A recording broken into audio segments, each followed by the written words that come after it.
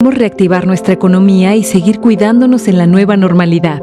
Conoce cómo funciona cada etapa. Cuando el semáforo de tu estado esté en color rojo, solo las actividades esenciales como la producción y venta de alimentos pueden trabajar con las medidas de prevención necesarias como la sana distancia y la sanitización. En naranja, se suman actividades no esenciales como hoteles y cines, pero solo a la mitad de su capacidad y siguiendo las medidas de prevención. Además, podremos acudir a los parques cuidando el 30% de capacidad. Si está en amarillo, las actividades no esenciales como restaurantes, hoteles y plazas podrán estar a un 60% de capacidad con las medidas de prevención. Finalmente, cuando esté en verde se podrá regresar a las clases presenciales, así como a los bares y gimnasios, cuidando las nuevas medidas sanitarias para evitar contagios. Para mayor información visita coronavirus.gov.mx. Juntos saldremos adelante. Gobierno de México.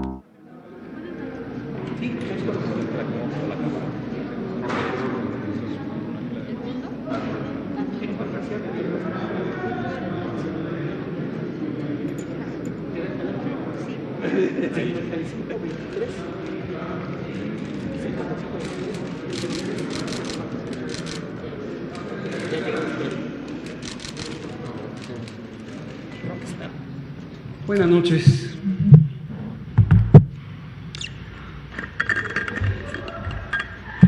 Son las 19 horas en punto de este domingo 26 de julio de 2020 y estamos en el Palacio Nacional de México. Vamos a iniciar la conferencia de prensa diaria sobre COVID-19, la pandemia causada por el nuevo coronavirus SARS-CoV-2.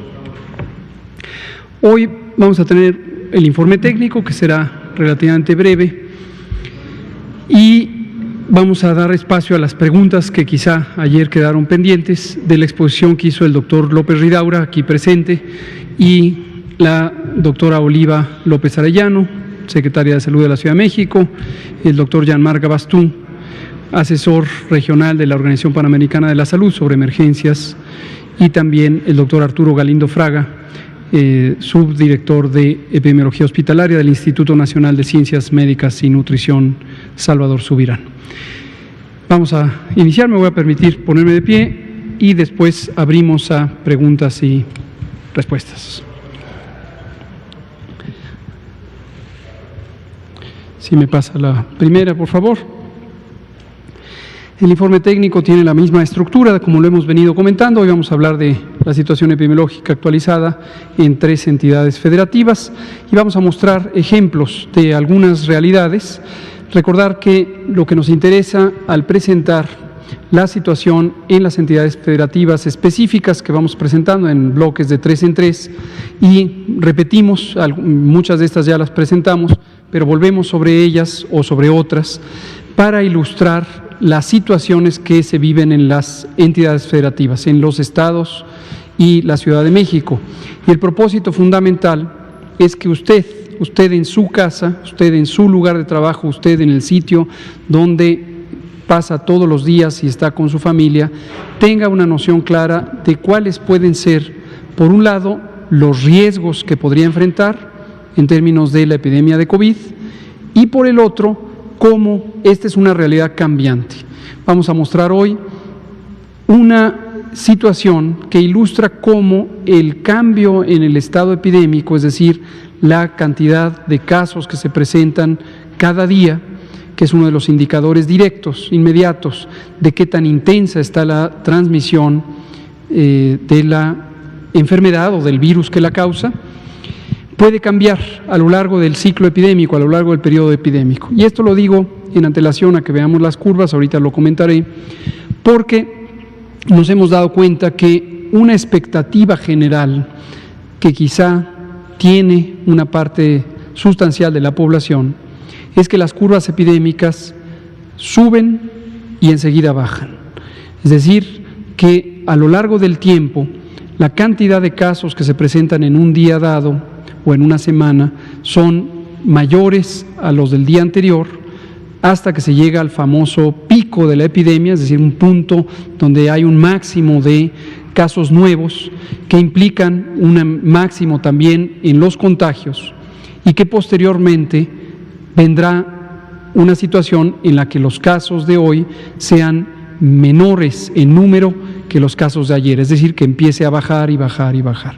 Esto en general es cierto, así se comportan las epidemias de enfermedades infecciosas, pero lo que es importante es que no perdamos de vista que este es un fenómeno muy complejo, es un fenómeno que depende de muchas situaciones de la vida real, depende de lo que hagamos como ciudadanas y ciudadanos cada día, cada semana, cada mes, y depende también de la movilidad de las personas. Hemos dicho varias veces, lo volvemos a decir, que la epidemia se mantenga o que la epidemia vuelva a crecer en un estado, en un municipio, en una ciudad, en un poblado o en todo el país, depende de cuántas personas salen a la vía pública y también de qué tan móviles son esas personas. Da un resultado diferente tener una movilidad limitada, salir quizá a un sitio de trabajo, si es que el trabajo ya fue abierto porque es parte de una actividad esencial, y que esto esté relativamente cerca del domicilio y regresemos al domicilio. Eso da un resultado distinto a que las personas salgan al trabajo y después vayan a visitar a un familiar y después vayan a una plaza pública y después vayan a un comercio y después se reúnan con otros conocidos, etcétera. Es decir, entre menos sea la movilidad de las personas, entre menos gente esté en nuestro encuentro diario, ya familiares o ya conocidas y conocidos, eso ayuda a que haya menos propagación del virus, lo cual resulta bastante lógico, pero si no tenemos conciencia de eso todos los días, podemos contribuir demasiado a los contagios, ya que se mantenga la epidemia o incluso que aumente la epidemia. Entonces, eso es lo que hoy quiero destacar, cómo las curvas epidémicas no solamente suben y bajan, sino pueden subir, bajar, volver a subir, volver a bajar, volver a subir, volver a bajar, bajar, volver a subir, etcétera. Y así vamos a estar viendo las curvas epidémicas.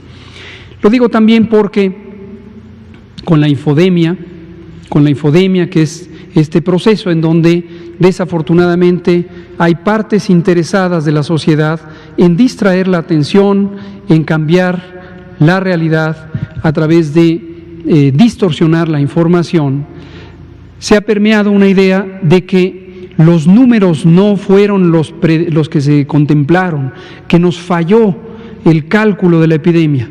Esto es una mentira construida, esta sí la quiero decir con toda franqueza. Esta idea de que es que les fallaron los cálculos y que esto es un error, es una mentira construida. Cualquiera que vea estas conferencias de prensa vespertinas recordará que una y otra vez hablamos de esta complejidad. Lo que nos da mucho gusto es que la gran mayoría de las personas en este país tienen claridad de eso y lo ven así. Pero por si hay alguien que se le toma por sorpresa y vuelve a ver estos discursos repetidos de la infodemia, de ciertos medios de información o ciertos grupos políticos y sociales que han insistido en 6 o 7 mentiras una y otra vez, tenga precaución porque le van a desinformar y eso puede ser adverso para usted, para su familia, para su comunidad. Vamos a entrar en materia.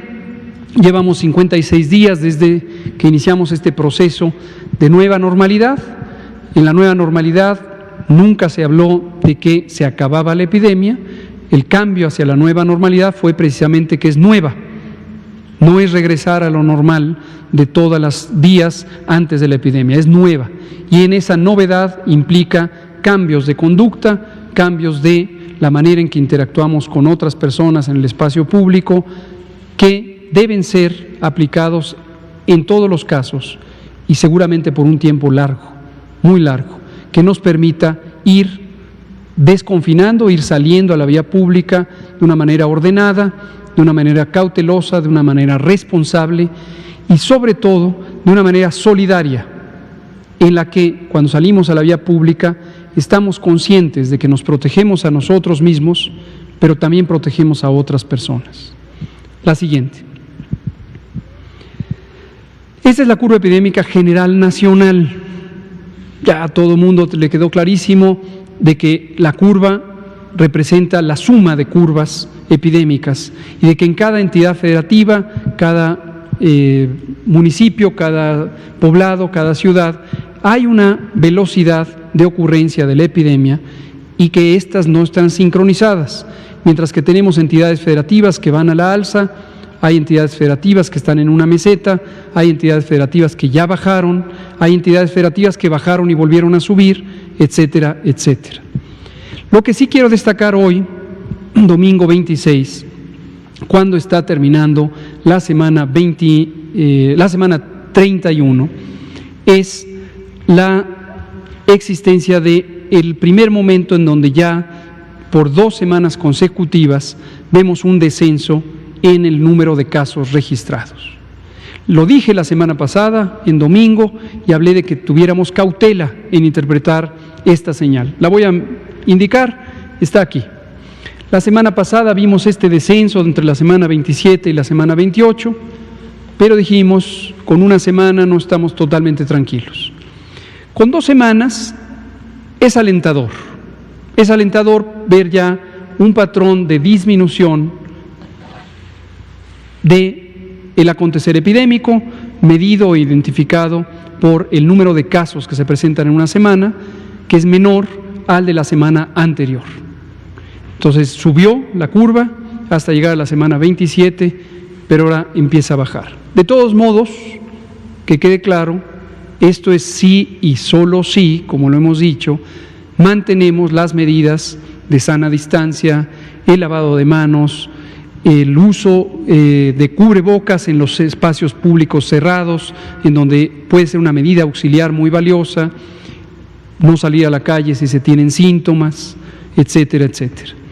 Pero ya es alentador ver 2 semanas consecutivas, estemos expectantes, no es en absoluto, que quede absolutamente claro, no es ninguna garantía de que esto se mantendrá así. Aquí no hay garantías, aquí lo que hay es realidades basadas en información objetiva. Deseamos que esto se mantenga en esta trayectoria, coincide con toda la trayectoria que se ha estado observando en las entidades federativas y es alentador, pero mantengámonos expectantes. Sumamos ya 43.680 defunciones y 390.516 casos que han sido confirmados y registrados. También 438.468 personas que han tenido los síntomas, se les ha hecho la prueba de laboratorio y han descartado que tengan infección por el virus que causa COVID. La siguiente.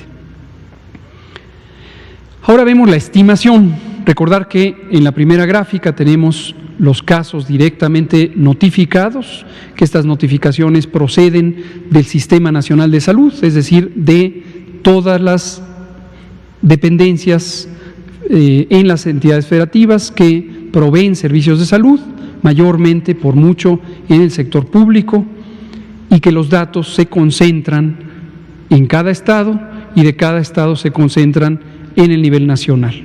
Los datos que aquí presentamos pertenecen al país, pertenecen a México, porque son generados por las personas profesionales de la salud que corresponde notificar esta situación.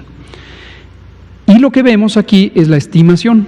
Y recordar que en la estimación, que es esta línea azul claro, estamos sumando los casos confirmados más el porcentaje de los casos sospechosos que resultará positivo a la prueba. Con esto nos permite anticiparnos al resultado objetivo constatable de la prueba con una aproximación que es bastante exacta porque el porcentaje de positivos se mide cada semana para cada uno de los estados. Y ese porcentaje se le aplica a la cantidad de personas registradas como sospechosas y entonces se llega al conjunto de los casos estimados. Pero vean aquí, en los casos estimados también tenemos naturalmente ya una segunda semana consecutiva de descenso. y al cierre de la semana tenemos ya esta reducción de menos 8%.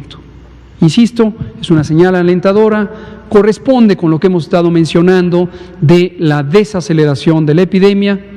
No ha acabado la epidemia, pero ojalá que esto se mantenga en la medida en que usted, todas las personas nos mantengamos atentos y siguiendo las distintas medidas de control sanitario que tienen que ver con COVID y atendiendo a las indicaciones que den las autoridades sanitarias estatales, que son las directamente responsables de que se cumplan las medidas sanitarias dispuestas por la Autoridad Sanitaria Federal y también de hacer las adaptaciones necesarias para que en el nivel local se cumpla con que las personas se mantengan en sana distancia. La recuperación sigue a la alza, veremos que conforme se mantenga por al menos 3 semanas consecutivas el descenso de los casos estimados, empezaremos a ver un descenso de los casos recuperados. Esto simplemente es por el tiempo promedio en que tardan en recuperarse las personas, es el tiempo en que acaba de terminar la situación de enfermedad. 51.612 personas que han sido confirmadas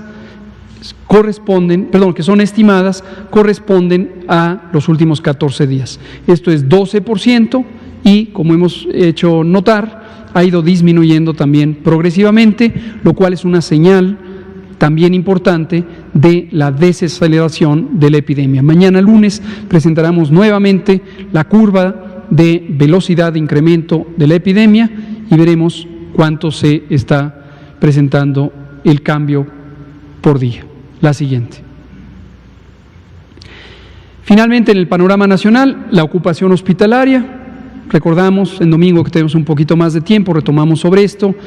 Los 2 objetivos fundamentales del control epidémico para una pandemia de esta naturaleza y que fueron contemplados desde hace muchos años en los planes de preparación pandémica, originalmente para influenza, que es un modelo muy tradicional de este tipo de fenómenos inconmensurables, fenómenos masivos de acontecer epidémico. Los 2 objetivos son reducir la velocidad de contagios y lograr lo que en innumerables ocasiones hemos mostrado con evidencia, que es el aplanamiento de la curva.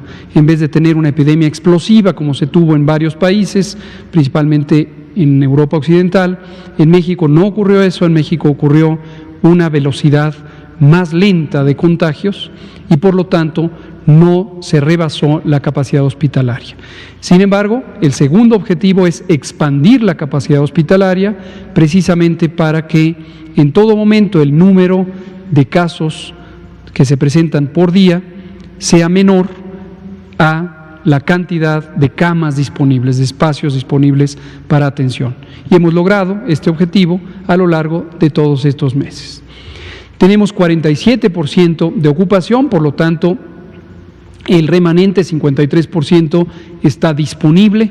Esto es un promedio nacional. Noten que hemos ido aumentando el número de camas, ahorita tenemos 29.881, si ustedes revisan esta misma gráfica a lo largo del tiempo, verán que se han ido aumentando las camas y esto es la reconversión hospitalaria.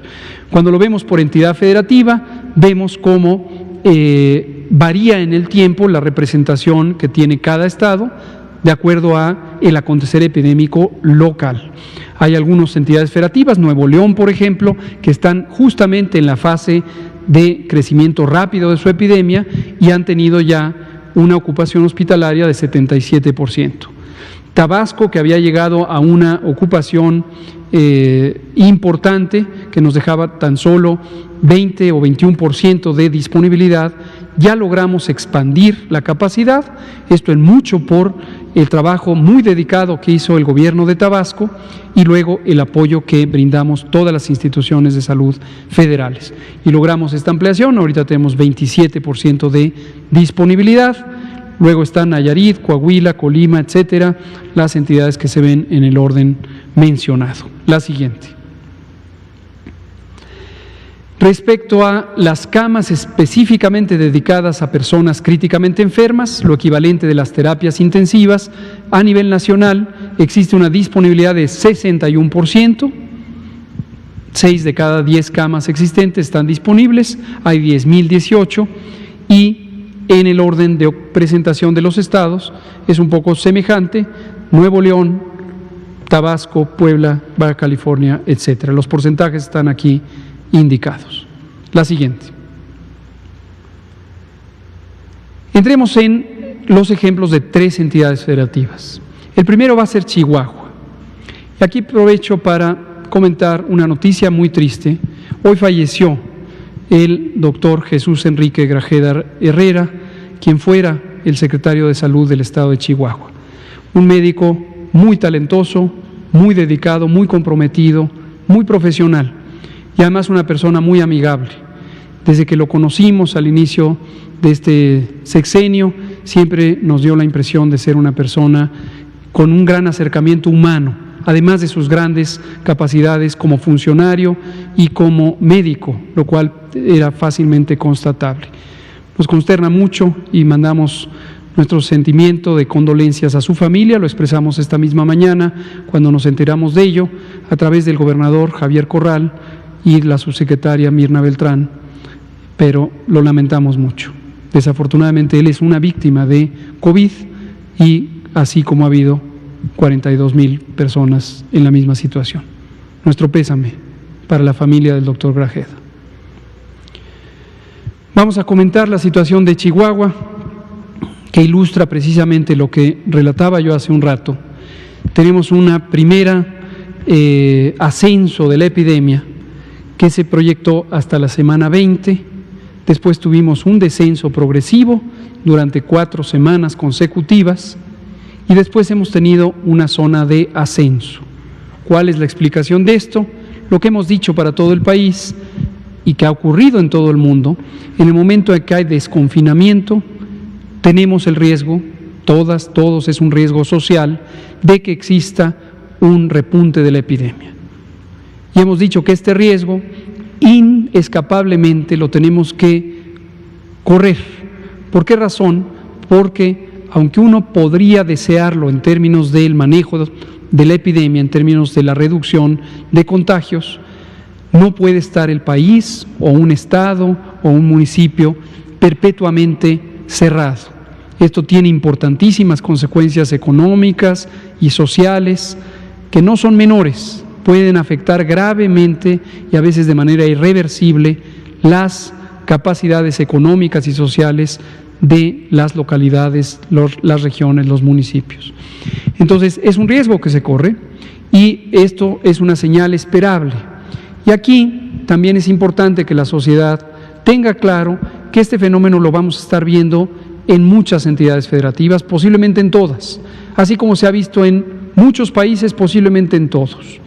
Lo importante aquí es que se reaccione de manera oportuna, como lo ha hecho el gobierno de Chihuahua. Lo sabemos, lo ha hecho el gobierno de Chihuahua, y entonces estos repuntes, que no se pierda el control, que en un momento dado estos repuntes empiecen a entrar en control y progresivamente veamos un retorno hacia el descenso en el número diario de casos. ¿Cuántas veces puede pasar esto? No se puede predecir. Puede pasar 1, 2, 5, 6, 7 veces. Así va a ser el proceso de la epidemia durante el desconfinamiento. Así. Vamos a ver la siguiente, que incorpora, en Chihuahua, perdón si me regresan tantito, en Chihuahua casos confirmados son casi 4,860 y defunciones, siempre todas muy lamentables, 850. La siguiente. Veamos ahora la estimación, nos muestra lo mismo, nos muestra la misma señal, y desde luego las recuperaciones tienen también un patrón que le acompaña. Noten aquí lo que hemos mencionado muchas veces, este cambio de 15 días aproximadamente, son 2 semanas, en donde vemos cuando ya empiezan a bajar los casos, 15 días después empiezan a bajar las recuperaciones. Cuando empiezan a subir los casos, 15 días después, obviamente empiezan a subir las recuperaciones. Entonces, este es un patrón que vamos a estar viendo en varias entidades federativas.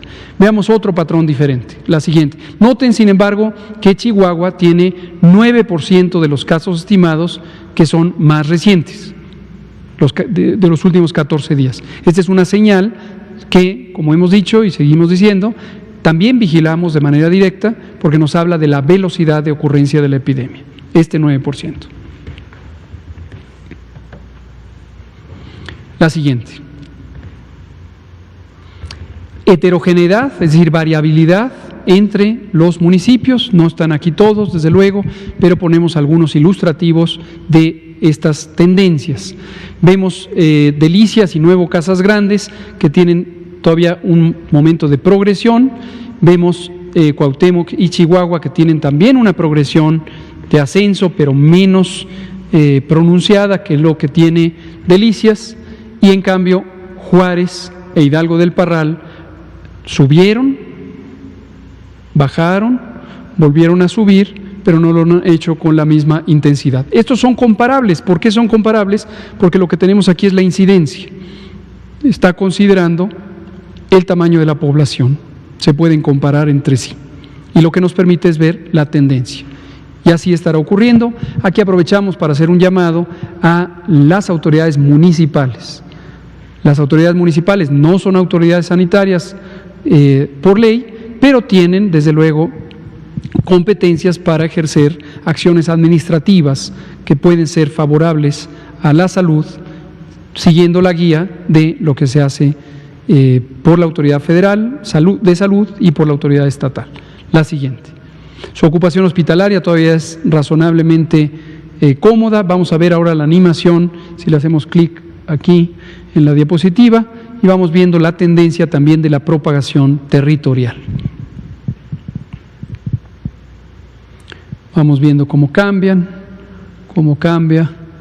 Y no es que una vez que un municipio empieza a tener casos, siempre va para arriba, de repente puede tener un ciclo de aumento y de descenso. Desde luego el conjunto ha sido a la progresión, luego el descenso y luego otra vez a la progresión. Pero vean ustedes cómo cambia de manera muy dinámica. Vamos a ver la siguiente.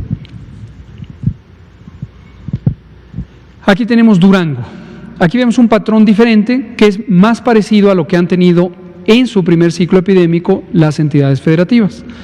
Tenemos un ascenso lento. Durango tardó en entrar en la parte de progresión. Entre otras cosas, tiene que ver con la semana de inicio.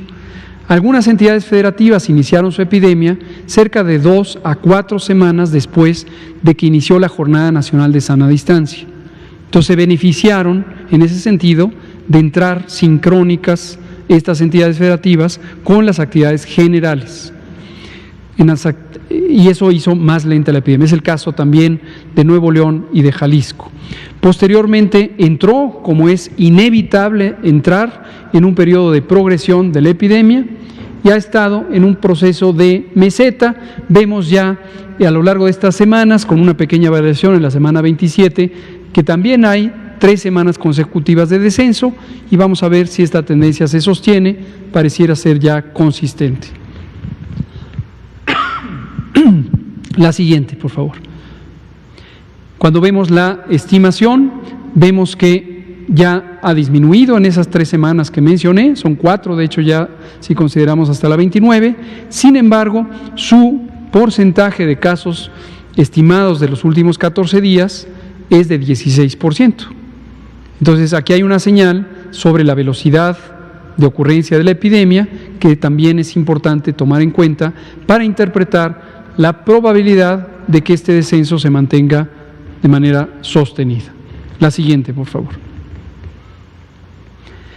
Por municipio, vemos Gómez Palacio, Lerdo y el municipio capital de Durango tienen la tendencia todavía ascendente hasta la semana 26, posteriormente el descenso, y por su parte estos otros 3, Pueblo Nuevo, Santiago y Mezquital, con un crecimiento más lento. Insisto, comparables porque estamos considerando la incidencia. La siguiente, por favor.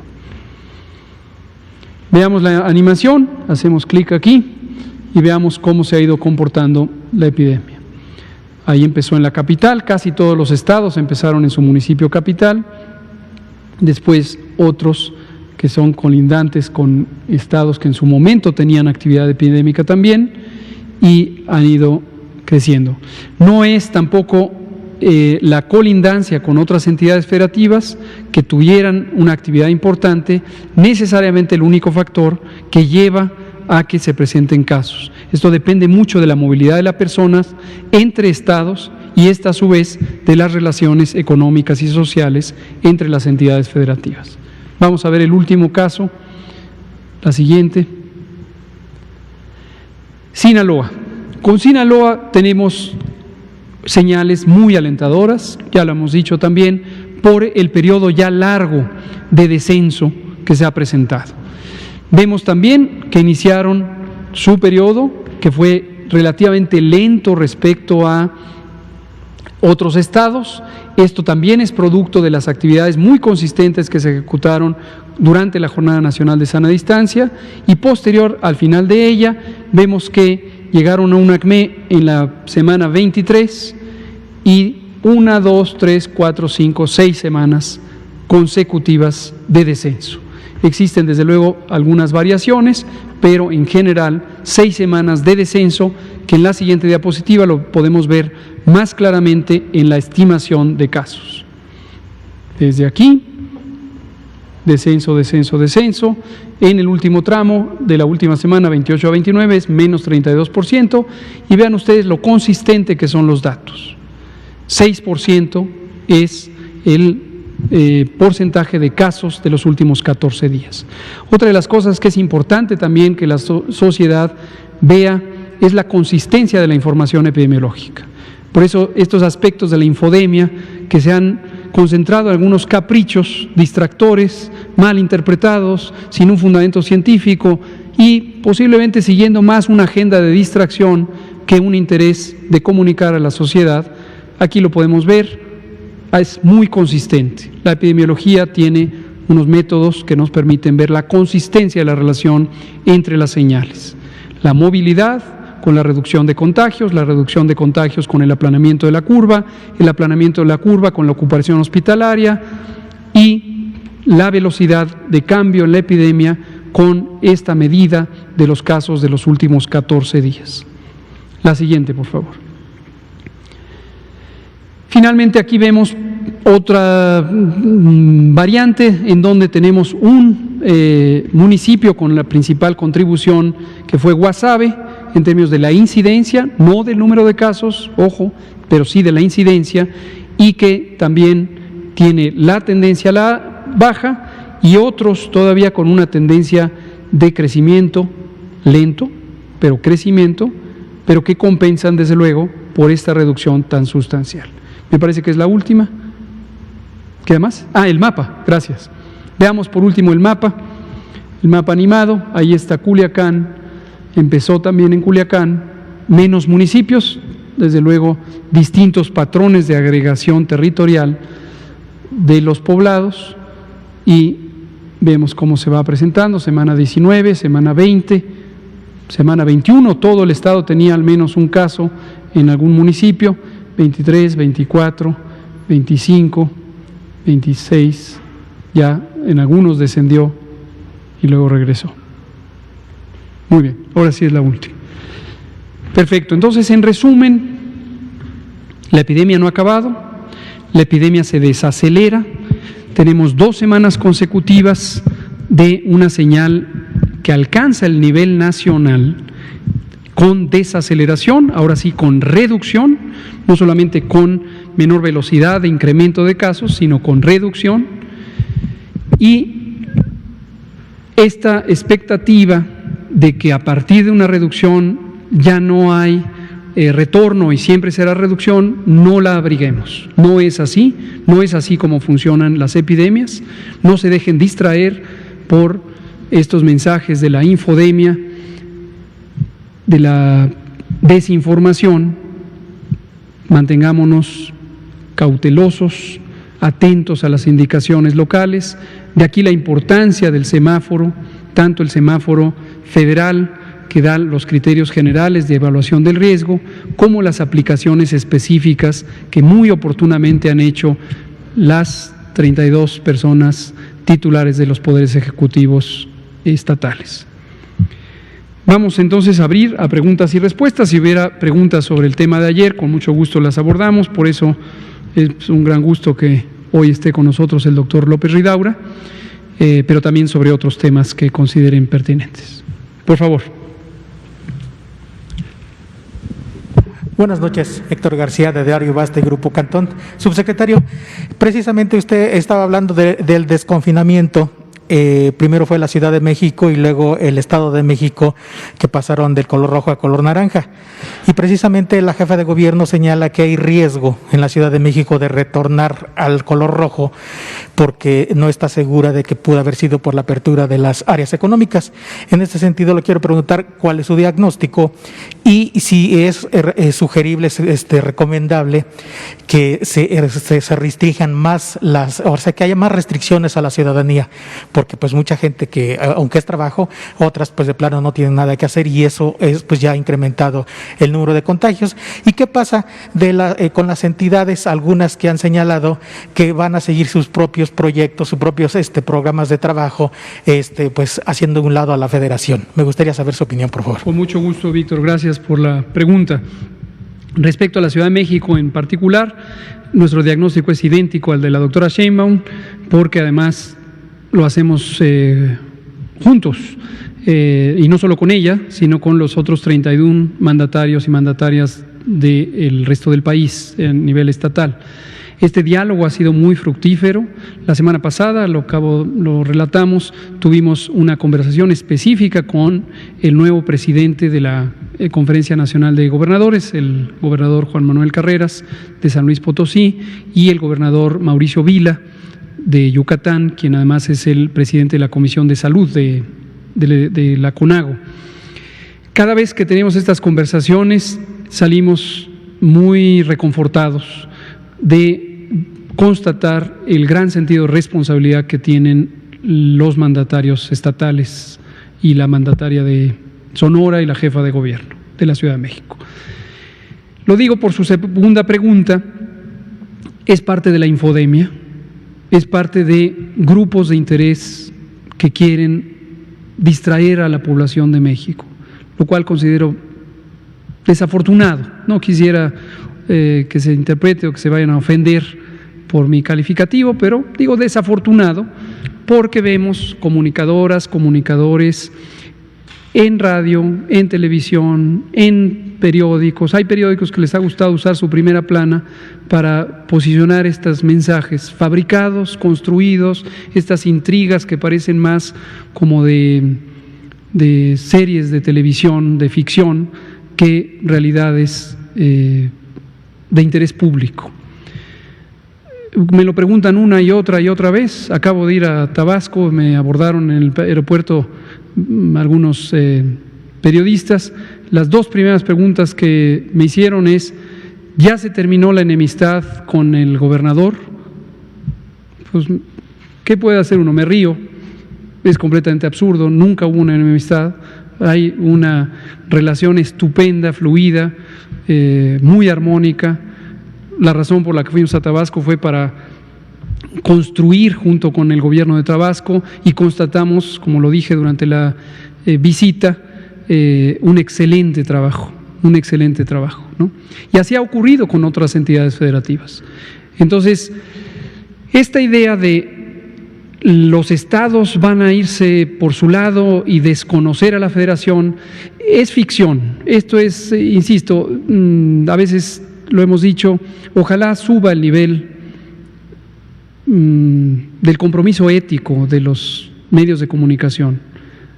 Obviamente es libre cualquiera de expresar lo que quiera y tenemos una prensa libre en México, que no se vaya a interpretar, como ha ocurrido en otras ocasiones, de que yo le estoy diciendo a la prensa lo que quiero que pongan lo que gusten, pero externo mi aspiración a que la gente que tiene decisiones en los medios, sobre los medios, y sabemos que son los editores y las editoras y son las corporaciones que son dueñas de los medios de información.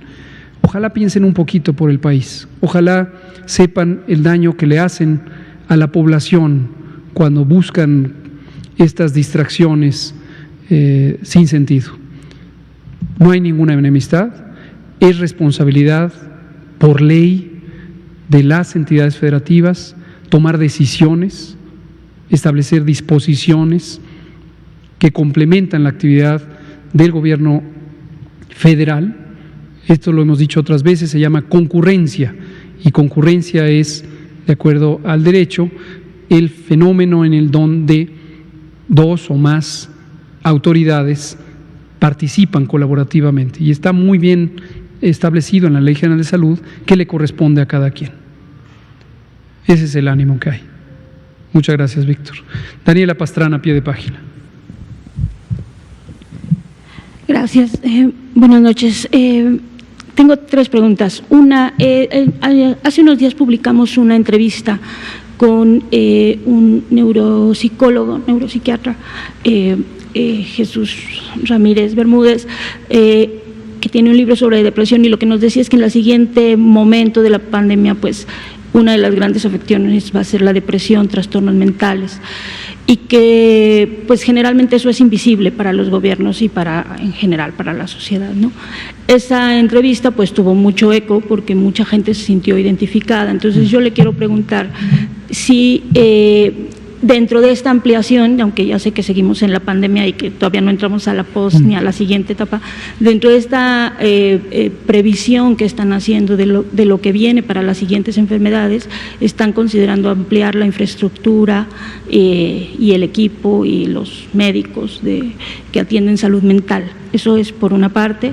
Luego, el viernes mencionó en Tabasco que ya había pasado la transmisión a las ciudades, bueno, de las ciudades a las periferias y de ahí a los espacios rurales, por eso estaban aplicando ese programa, y quería preguntarle eso, exactamente qué riesgos tienen las poblaciones rurales en estos momentos, ¿no? Sobre todo en las que están más alejadas y que están alejadas de centros de salud. Y yo sí tengo una pregunta, porque no me quedó totalmente claro ayer cómo pueden determinar qué enfermedades. Ayer, por ejemplo, hablaban de Estados Unidos, que el 50% de estas muertes en exceso no fueron por COVID. Y eso exactamente cómo lo pueden determinar. Por ejemplo, si alguien tiene COVID y tiene diabetes, ¿en qué categoría entra o cómo determinan esas categorías? Muchas gracias. Vamos a empezar con el doctor López Ridaura, ha tenido esta pregunta. Sí, muchas gracias por la pregunta. Y sí, en efecto, este es un análisis mucho más complejo y es difícil, por eso nosotros también insistimos en que el primer objetivo fue, y eso es lo que presentamos el día de ayer, fue el exceso total de muertes totales sin clasificar las causas, y es muy importante que se entienda. El análisis que presentó el doctor Jean-Marc Gabastú, esta es una publicación reciente en una revista muy importante, el JAMA, es de un estudio que se hizo con el exceso de mortalidad. Son dos publicaciones que se hicieron a nivel nacional en Estados Unidos. Una solamente hablando sobre el exceso de mortalidad total, que es un poco similar a lo que presentamos ayer, tanto de la Ciudad de México como de algunos estados y de los 20 estados que tenemos información. Pero también el segundo fue un poco más allá, y lo que trató de identificar es la causa básica de la defunción o de todo este número de excesos de muerte. La clasificación de la causa básica, hay una serie de algoritmos estandarizados en la que, como comenté ayer, el certificado de defunción por lo general tienen 5 o 6 diagnósticos, y depende un poco del tiempo que se pone, cuántos días o cuántos meses de cada uno de los diagnósticos se describe ahí en el certificado, o sea que depende mucho de la información que se tiene en el certificado, y hay una serie de algoritmos para decir que si una de las causas puede ser secundaria a la causa de abajo, entonces al final se decide qué cuál es la causa básica de la defunción. Digo, esto al final, si uno revisa el expediente con más cuidado y se define con un comité de expertos, puede cambiar. Y los autores son muy cautos, dicen en un primer análisis, tomando en cuenta solamente la información que se tiene en el certificado de defunción, lo que pudimos ver es que en algunos estados, y ponían el ejemplo importante en California, por ejemplo, había casi un 60% del total de exceso de muertes se debía a otras causas. Y ahí mismo dicen, puede ser todavía que si se revisa el expediente se pueda definir que si se tenía o no se tenía síntomas compatibles con una enfermedad respiratoria, a pesar de también tener diabetes o enfermedad cardiovascular. Por otro lado, también con la experiencia en influenza también se vio que también, por ejemplo, puede haber muchas situaciones, ya ves también infecciones o la misma infección por virus que puede desencadenar un infarto, ¿no? Muchas veces las personas que tienen una enfermedad coronaria importante, pues tienen poca reserva y ante cualquier estrés pueden presentar un infarto. Entonces, al final, la causa directa de muerte es el infarto, pero ¿qué ocasionó este estrés, esta reserva, que se le pidió más al cuerpo? Pues puede ser una infección. Entonces, por eso tampoco es fácil poder definir. Y un poco lo que hemos sugerido, y también se ha sugerido en toda la literatura internacional, es poder hacer esta dictaminación con mucho más cautela, por eso tenemos los comités estatales que van a estar revisando expedientes, hay un comité nacional de adjudicación dentro del sistema de vigilancia, y yo creo que una vez cerrando el año y posteriormente vamos a poder ir definiendo las causas básicas de cada una de las defunciones que sucedieron en el 2020. Gracias, doctor López Ridaura.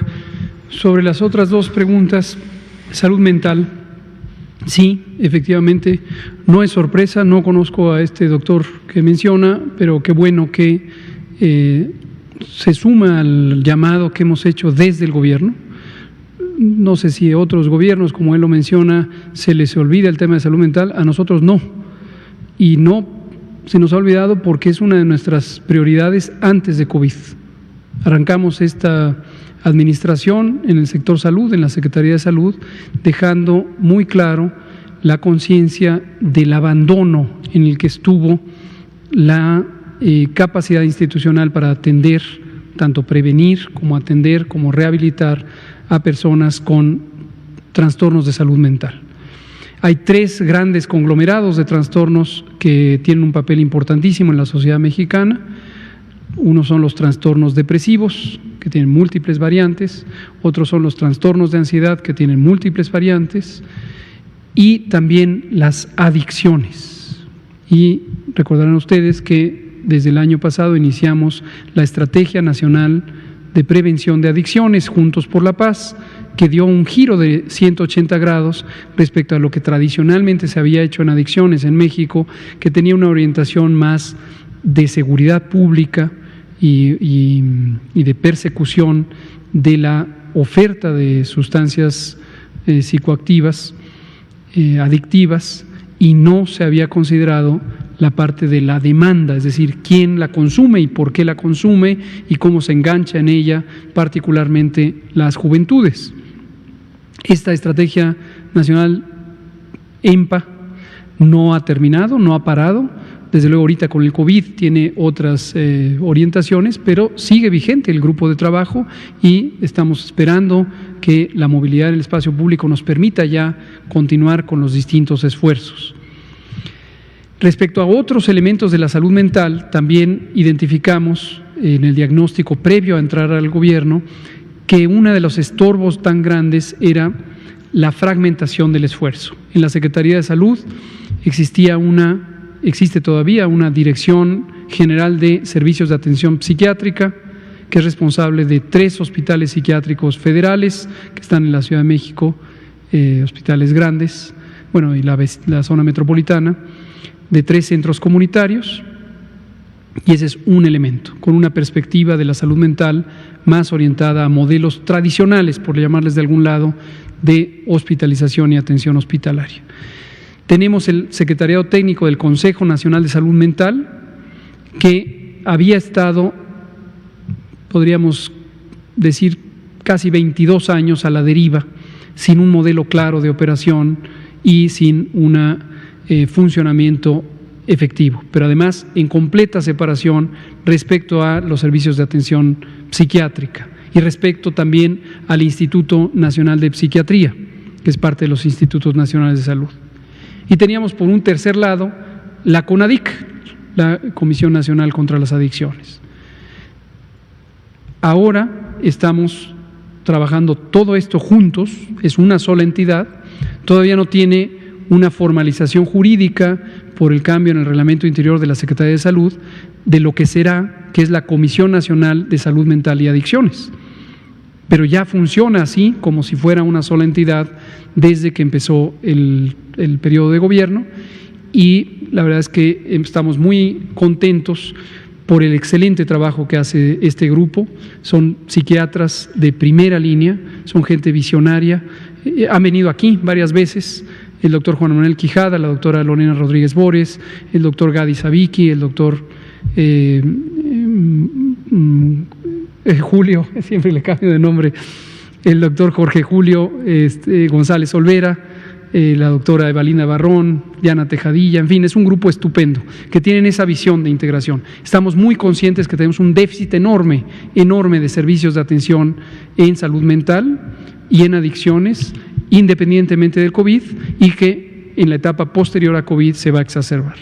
Yo creo que los vamos a volver a invitar a que actualicen todo lo que se ha hecho a lo largo de la epidemia de COVID. Gracias. Y poblaciones rurales. Sí, la iniciativa que emprendimos hace 2 semanas en Chiapas y que esta semana la establecimos en Tabasco, y el próximo viernes tendremos en otra entidad federativa y otra, es una iniciativa que permite abordar el riesgo de COVID en poblaciones dispersas, mayormente las rurales, pero no es exclusiva de rurales. El trabajo que está haciendo la Ciudad de México con su programa de detección, protección y resguardo desde hace ya 6 semanas sigue este mismo modelo.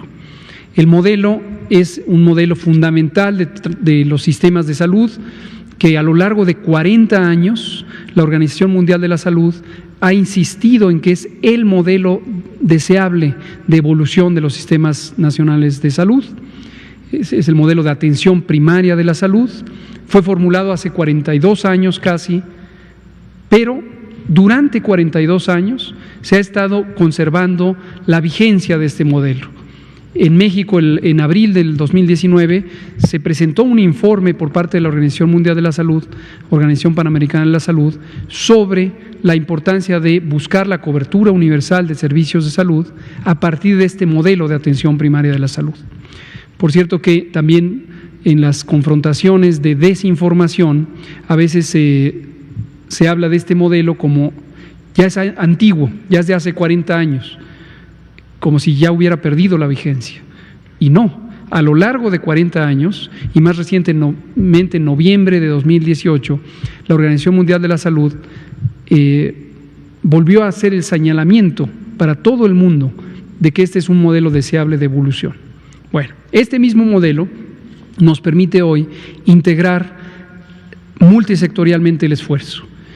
De manera destacada, la Secretaría del Bienestar, la Secretaría de Educación Pública, la Secretaría de Agricultura, la Procuraduría Agraria, el Instituto Nacional de Pueblos Indígenas, CONACYT, y espero que no se me esté olvidando alguien, son de las instituciones promotoras de este trabajo y este esfuerzo.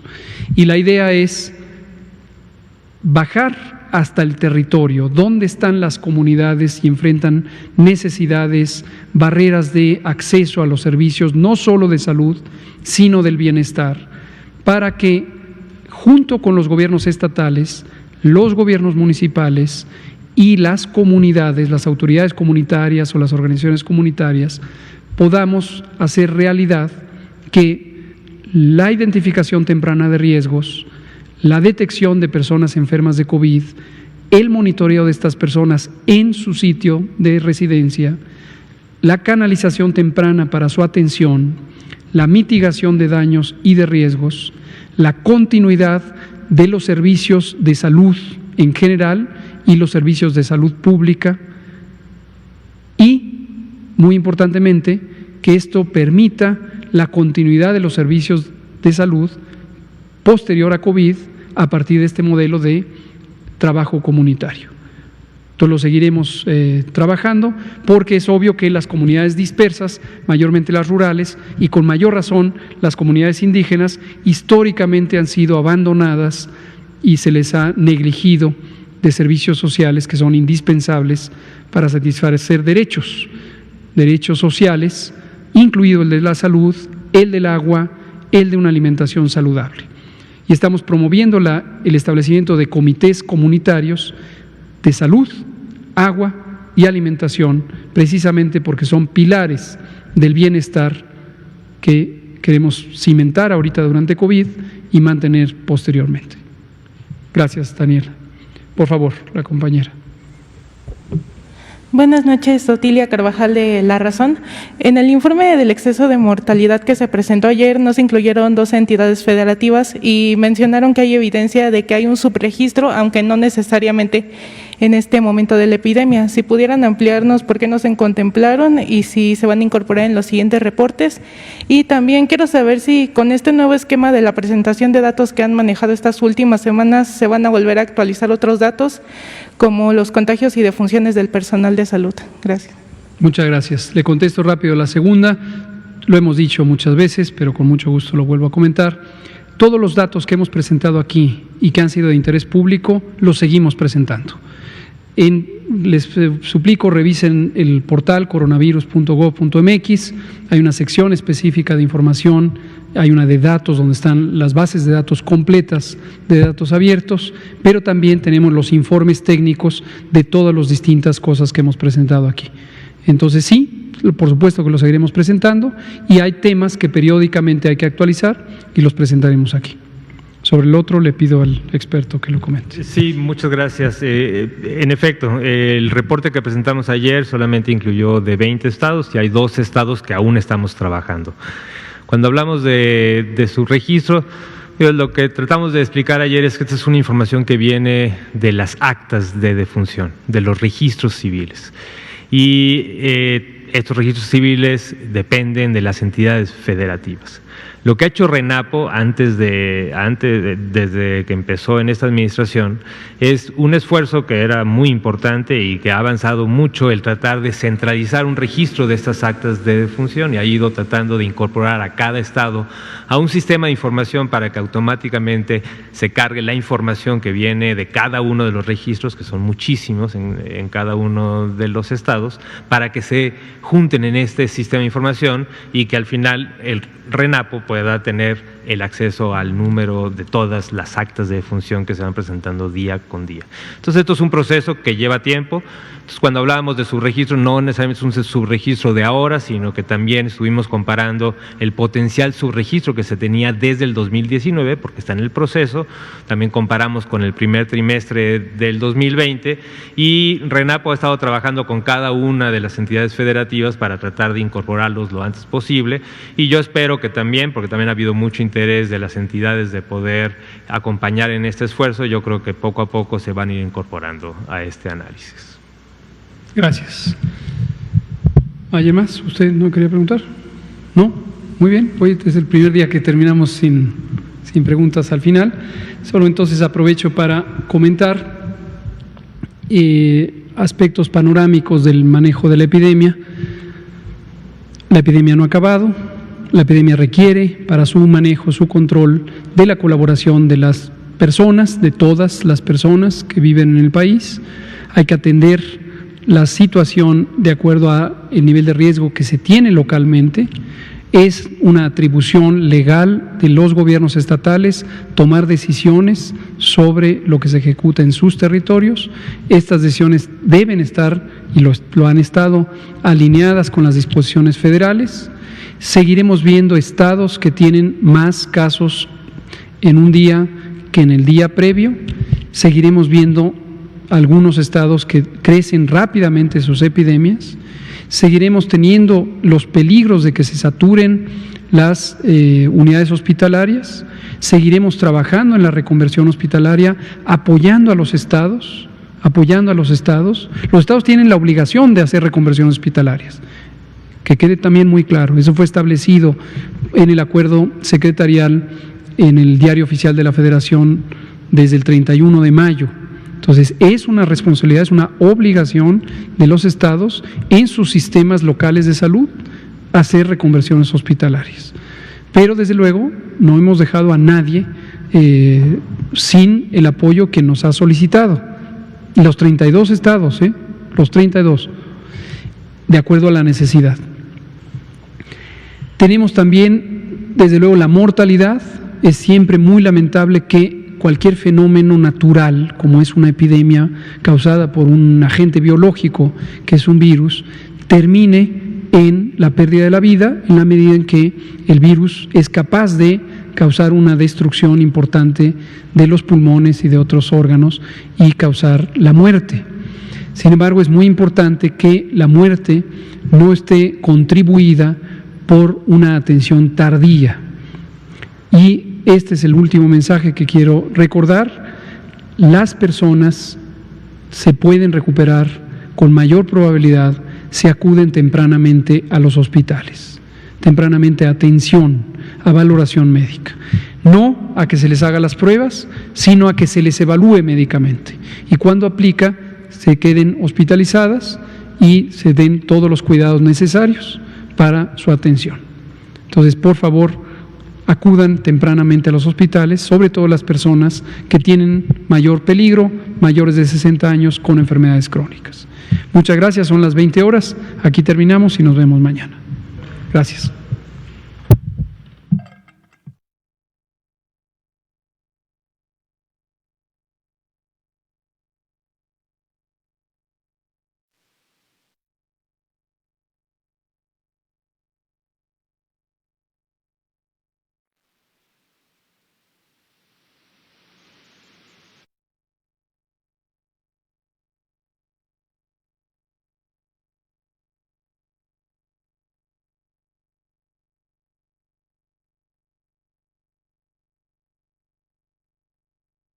Los mexicanos somos como las montañas de nuestro país. Nos levantamos sobre la tierra cuando parece que no hay camino. Como los ríos, somos una corriente que nada ni nadie puede detener. Y como los volcanes, tenemos el corazón de fuego. Por eso, cuando el mal tiempo pase, seguiremos de pie, demostrando las veces que sean necesarias que nada nos detiene. Gobierno de México.